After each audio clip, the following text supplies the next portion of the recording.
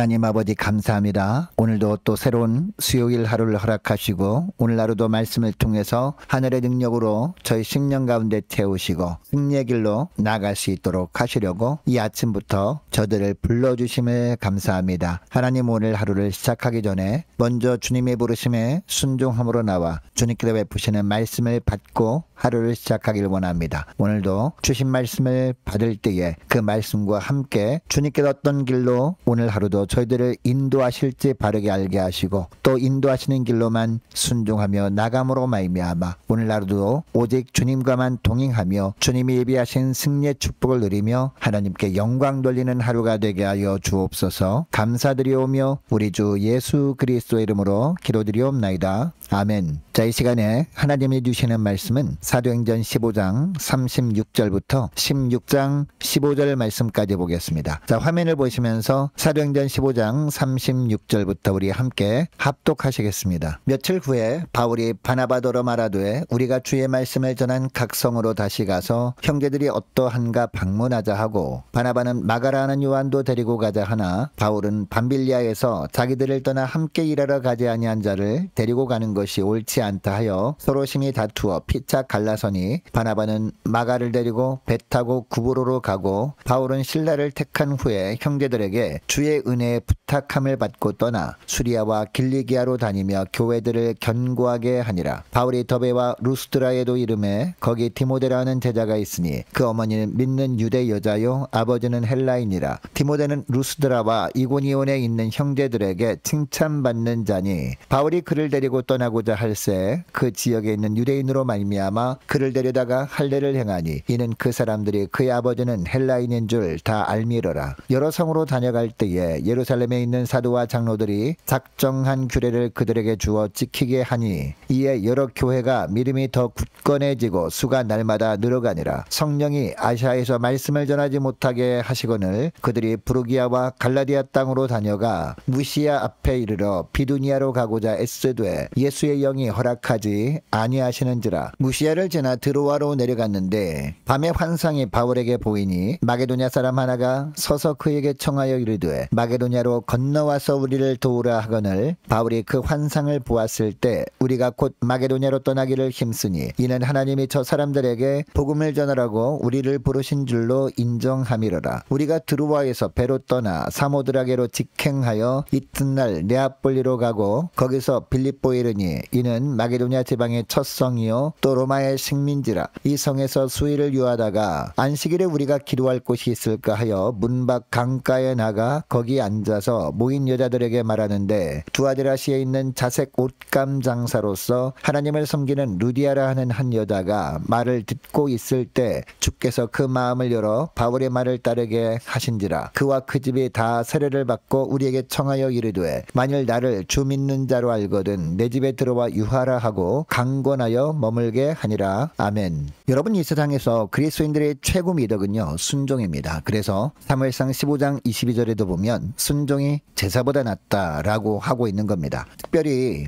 하나님의 말씀이라면 환경을 탓하며 머뭇거리기보다 즉시 순종하는 것, 이것이 축복입니다. 순종하다 보면 하나님께서 맡기신 사명을 함께 감당하도록 예비하신 사역자를 만나게 하시기 때문입니다. 자, 오늘 우리가 읽은 본문은요 바울의 2차 선교 여행에 대한 내용입니다. 마가 요한을 선교 여행에 동참시키는 문제 때문에 바나바와 바울이 크게 다툽니다. 바나바는 마가를 다시 데리고 가자고 했지만 바울이 강력하게 반대를 한 겁니다. 조금만 힘들어도 선교 사역을 포기하고 돌아가 버리려고 하는 나약한 마가 요한을 데리고 갈 수 없다라는 겁니다. 이 때문에 바나바는 마가 요한을 데리고 배를 타고 구보로로 가버립니다. 결국 바울은 실라와 함께 2차 선교 여행을 시작합니다. 여러분, 그동안의 선교 사역은 늘 바나바가 이끌어왔습니다. 바울은 바나바를 옆에서 도우면서 선교 사역을 배워왔습니다. 그런데 이제 바나바는 마가 요한을 데리고 돌아가 버림으로 말미암아 어쩔 수 없이 앞으로는 바울이 주도해서 선교 여행을 하게 되었습니다. 그리고 2차 선교 여행 때 들렸던 지역들을 보면 물론 전에 들렸던 곳도 있었습니다. 그러나 대부분 처음 가보는 지역들이었습니다. 그래서 바울은 두려움에 주저할 수도 있었지만 바울은 두려워하지 않고 순종합니다. 물론 선교 사역 중에 자기 홀로 감당하지 못할 일들을 만날 수도 있었습니다. 그러나 바울이 확신했던 것은 그때마다 하나님은 함께 주님의 일을 할 사람을 예비해 놓으신다는 사실이었습니다. 자, 1절을 보면 바울이 신라와 함께 어디로 갑니까? 더베와 루스드라라는 지역에 갑니다. 그런데 그곳에서 누구를 만나게 됩니까? 바로 디모데입니다. 디모데의 아버지는 물론 헬라인이었습니다. 그러나 어머니는 하나님을 믿는 유대인이었습니다. 2절에 보니까 디모데는 특별히 디모데가 살고 있는 지역인 루스드라뿐만 아니라 그 옆 도시였던 이고니온에서도 사람들에게 칭찬을 듣는 청년이었습니다. 특별히 예수 믿는 사람들에게도 믿음을 인정받는 청년이었습니다. 디모데후서 1장 5절을 보면 이 디모데는 아주 어려서부터 외할머니인 로이스로부터 신앙교육을 철저하게 받아왔음을 알 수 있습니다. 그리고 자라면서 어머니 유닉에도 어떻게 하든지 디모데를 하나님만 경외하는 자녀로 잘 양육했음을 볼 수 있습니다. 이렇게 믿음으로 양육을 잘 받아왔기 때문에